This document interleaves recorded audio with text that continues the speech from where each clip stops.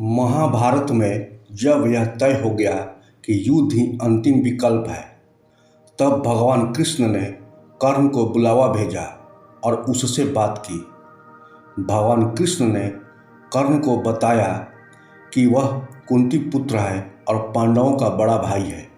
इस लिहाज से उसे दुर्योधन का साथ छोड़कर पांडवों के साथ युद्ध करना चाहिए।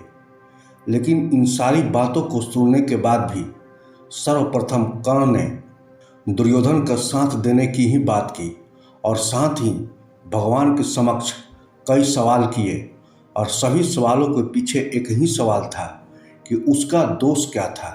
कर्ण द्वारा श्री कृष्ण से पूछे गए उस सवाल के बारे में, जिसे सुनने के बाद कर्ण को ज्ञात हुआ कि जिंदगी न्याय करे या न करे, किसी भी परिस्थिति में हमें अधर्म के रास्ते पर नहीं चलना चाहिए। कर्ण ने भगवान कृष्ण से पूछा, मेरा जन्म होते ही मेरी माँ ने मुझे त्याग दिया। मैं जानना चाहता हूँ कि क्या अवैध संतान होना मेरा दोष था। द्रोणाचार्य ने मुझे शिक्षा देने से मना कर दिया क्योंकि वे मुझे क्षत्रिय पुत्र नहीं मानते थे। क्या ये मेरा दोष था। परशुराम जी ने मुझे युद्ध से जुड़ी सारी कलाएं और ज्ञान से परिचित तो कराया, लेकिन श्राप दे दिया कि जिस वक्त मुझे इस विद्या की सर्वाधिक आवश्यकता होगी, मैं ये सब भूल जाऊंगा, क्योंकि उन्हें पता चला कि मैं क्षत्रिय कुंती का पुत्र हूँ। क्या ये मेरा दोष था। संयोगवश एक गाय को मेरा बाण लगा और उसके स्वामी ने मुझे श्राप दिया, जबकि मेरा कोई दोष नहीं था।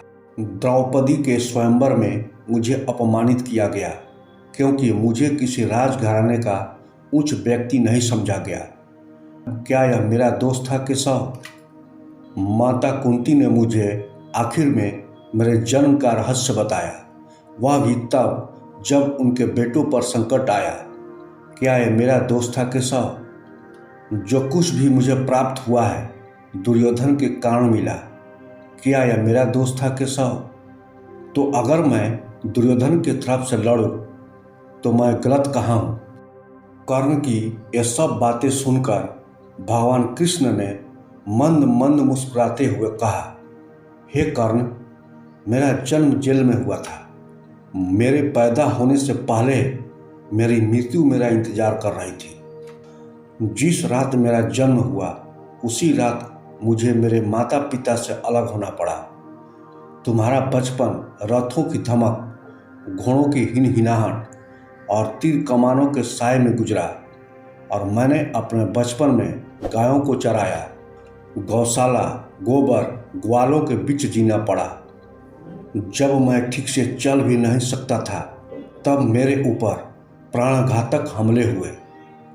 कोई सेना नहीं, कोई शिक्षा नहीं, कोई गुरुकुल नहीं, कोई महल नहीं। मेरे खुद के मामा ने ही मुझे अपना सबसे बड़ा शत्रु समझा। जब तुम सब अपनी वीरता के लिए अपने गुरु व समाज से प्रशंसा पाते थे, उस समय मेरे पास शिक्षा भी नहीं थी। बड़े होने पर मुझे ऋषि सांदीपन के आश्रम में जाने का अवसर मिला। तुम्हें अपनी पसंद की लड़की से विवाह का अवसर मिला। मुझे तो वो भी नहीं मिली जो मेरी आत्मा में बसती थी। मेरे पास सेना नहीं थी, मुझे कोई शिक्षा नहीं मिली थी। इतना ही नहीं, मुझे तानों और समस्याओं के बीच जीना पड़ा।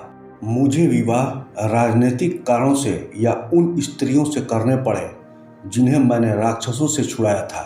जरासंध के प्रकोप के कारण मुझे अपने परिवार यमुना से ले जाकर सुदूर प्रांत में समुद्र के किनारे बसाना पड़ा। दुनिया ने मुझे कायर कहा।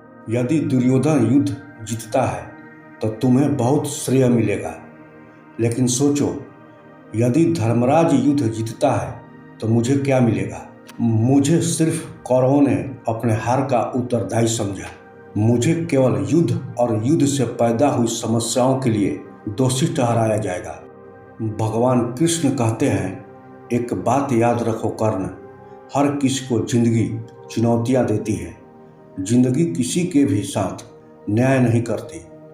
दुर्योधन ने अन्याय का सामना किया है तो युधिष्ठिर ने भी अन्याय भुगता है, लेकिन सत्य धर्म क्या है यह तुम जानते हो। और उचित क्या है, ये हम अपनी आत्मा की आवाज़ से स्वयं निर्धारित करते हैं। हे कर्ण, भले ही आपको जीवन में वह सब कुछ न मिले जिसके आप हकदार हो, या आपके अत्यंत अपमान की जिंदगी जी हो, लेकिन आपको इस बात की छूट नहीं कि इन सब चीज़ों के न मिलने से आप अधर्म की राह पर चल पड़ें। महत्व तो इस बात का है कि आप उस समय उस संकट का सामना कैसे करते हैं। इसलिए रोना धोना बंद करो कर्ण, और ये जान लो कि जिंदगी न्याय नहीं करती। इसका मतलब यह नहीं होता कि तुम्हें अधर्म के पथ पर चलने की अनुमति है। इस कहानी से हमें शिक्षा मिलती है कि इस बात से कोई फर्क नहीं पड़ता कितनी बार हमारे साथ अन्याय होता है। इस बात से कोई फर्क नहीं पड़ता कितनी बार हमारा अपमान होता है। इस बात से कोई फर्क नहीं पड़ता कितनी बार हमारे अधिकारों का हनन होता है। सिर्फ फर्क इस बात से पड़ता है कि हम उन सब का सामना किस प्रकार करते हैं।